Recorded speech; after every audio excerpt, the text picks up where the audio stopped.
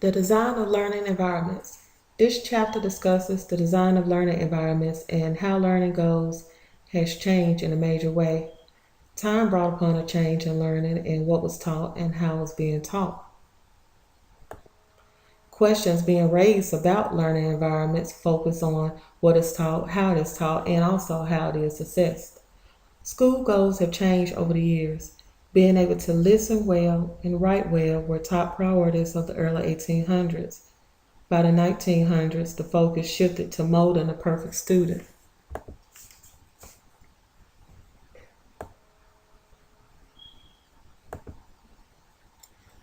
Changes in educational goals. Children were compared to, in this chapter, as raw factory material.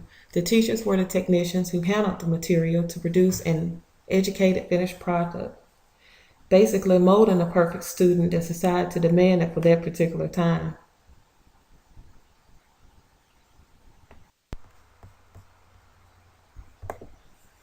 Changes in education.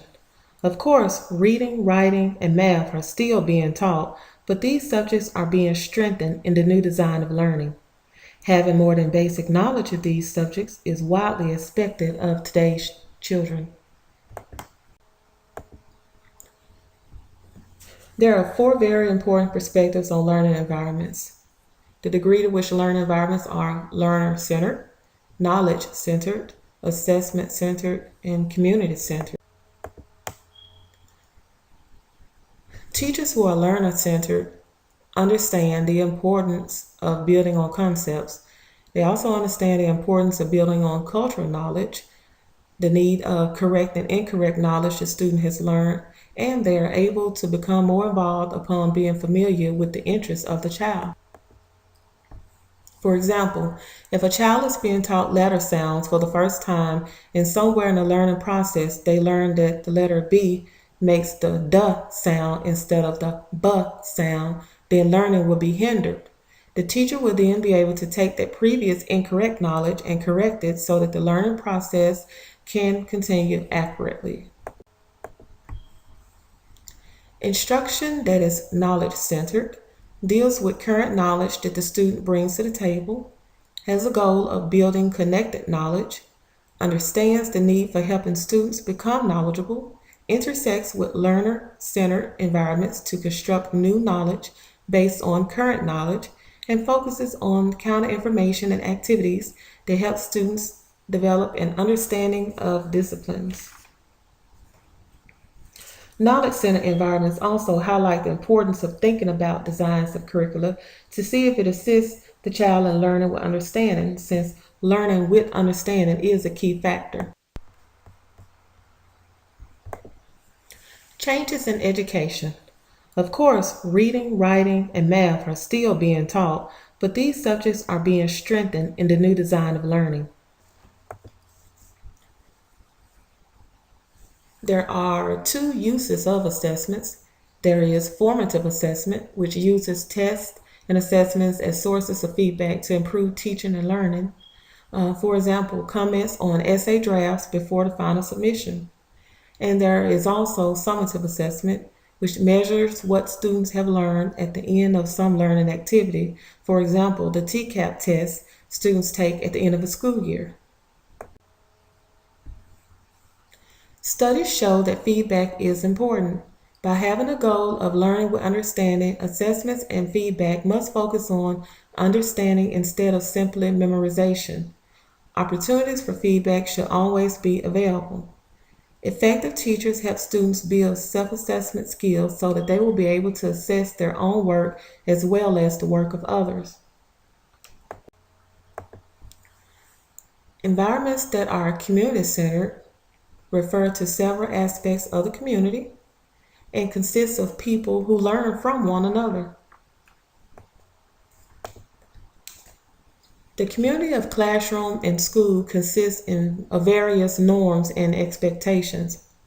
Classrooms are considered to be a place of learning, but sometimes children are ridiculed for not knowing answers to questions, not understanding classwork, and for simply making mistakes.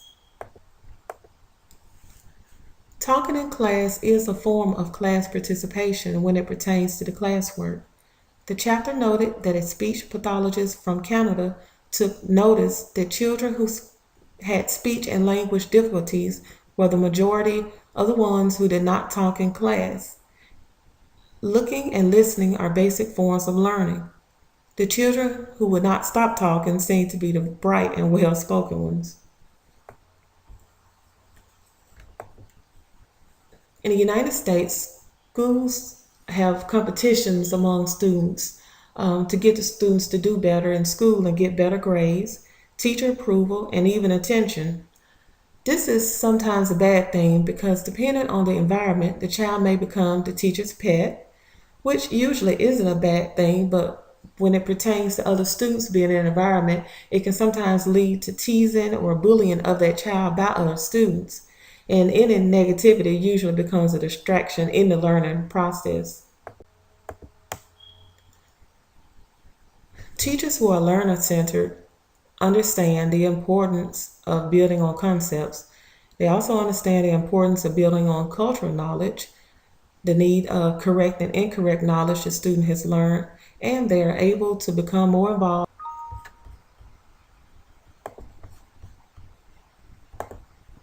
Enhancing learning in the community is detrimental to learning success.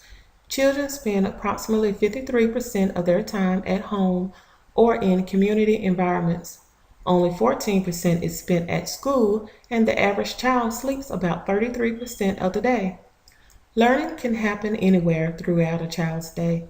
It can be good or bad, but the point is to make sure that the children have positive learning experiences while away from school. The four perspectives discussed should be properly aligned in a way that they mutually support one another. Each perspective has its own job, but they all coincide with each other. Aligning these interconnected components will provide organization. Students may be learning things that others don't value unless curricula and assessments are aligned with the broad learning goals of community. In general, it is very important and beneficial to design an appropriate and well-organized learning environment for children. It will give them the tools they need to succeed in many areas of learning. Knowledge is the key to being successful and well-rounded. This concludes my presentation, and hopefully I've included some points in here that maybe some of you had questions about. And if not, just let me know.